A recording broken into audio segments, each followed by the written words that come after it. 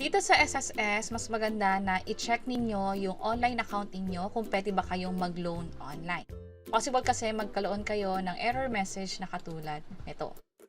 So, paano to gawin at ano yung mga dapat ating tandaan tungkol sa SSS Emergency Loan? Tara, pag-usapan natin.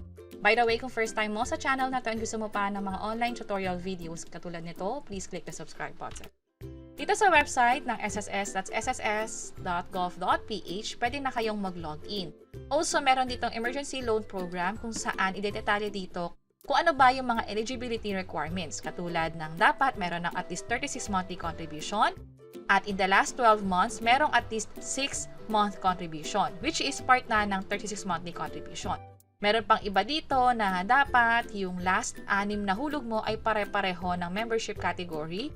Pero kung hindi ka naman nagpalit ng category in the last 6 months or in the last few years, walang magiging problema dito.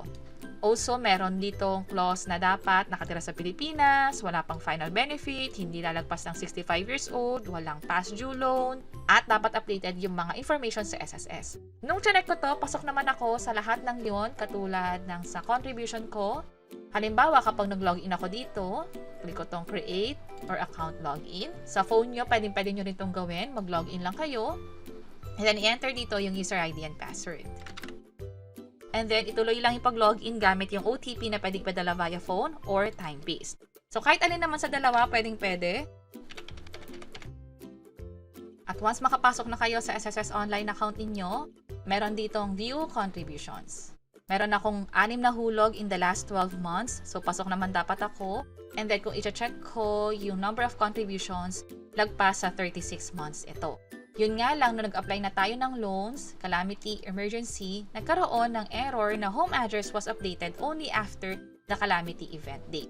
Nung unang mga attempt ko, hindi ko to nakikita tong error na to. Pero itong recently lang, or itong araw ngayon, nagpakita na siya. So, i-double check nyo yung account niyo sa SSS kung pwede kayong mag-avail ng loan.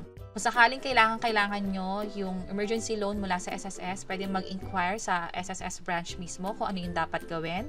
Lalo kung alam nyo eligible pala kayo sa mga eligibility requirements nila. At ang maganda rin kasi sa emergency loan ng SSS, yung interest nila ay mas mababa kumpara sa usual, nasa 7%. Pero ang pinaka-highlight talaga ay yung tinatawag na 6-month moratorium. Ibig sabihin, kung nag-loan ka ng December, babayaran mo pa siya ng August 31.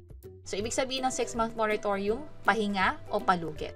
Hindi mo kailangan magbayad agad o hindi kailangan kaltasan agad yung sahod mo para sa SSS Emergency Loan Amortization. Gumawa kami ng quick calendar tungkol dyan. Kung January nag-loan, ang payment due date ay September 30, 2026 pa. Kung April 2026 nag-loan, ang payment due date ay December 31, 2026, katapusan ng taon. Pero dahil holiday in December 31, sa 2027 pa talaga dapat magbayad. So, pwede nyo itong i-check, especially kung alam nyo mag-loan kayo sa kahit anong buwan na ito, and then kailan ba yung due date niyan, para maiwasan na rin yung penalty.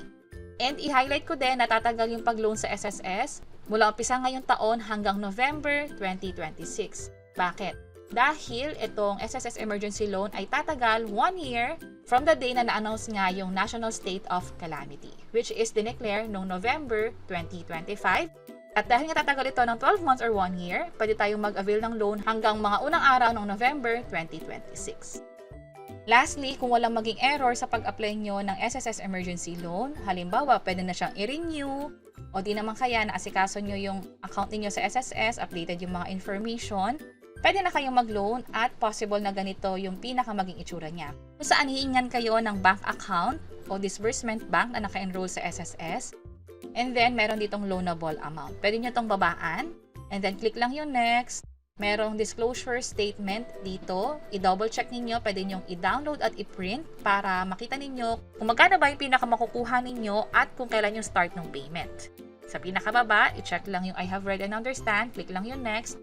Hanggang sa makita nyo yung final amount o yung net proceeds, i-check lang ulit yung pag-confirm ng certification, agreement, and promissory note, and then i-click ang submit para makapag-proceed. Ito pinapakita ko ay halimbawa lamang ng pag-loan sa SSS, pero i-double check nyo yung sa account ninyo kung ano yung mga specific steps, kung may mga additional information, especially sa loanable amount, kasi iba-iba yung range of compensation natin, At kung magkano nga yung nahuhulog mo sa SSS, doon na rin babase kung magkano ba yung magiging loanable amount mo. At para sa iba't ibang mga information tungkol sa emergency loan, pwede nyo i-check mismo sa SSS website. Katulad ng sa renewal policy, lalo kung ito'y nakukuha yung error. At iba pang detalye tungkol sa penalty just in case na hindi ito mabayaran on time. At sana nakatulong tong video na to. Kung oo, pakiclick ang like button. At para sa iba't ibang mga tutorial videos, pwede nyo i-check ito na sa baba. Sana makatulong. See you sa next videos!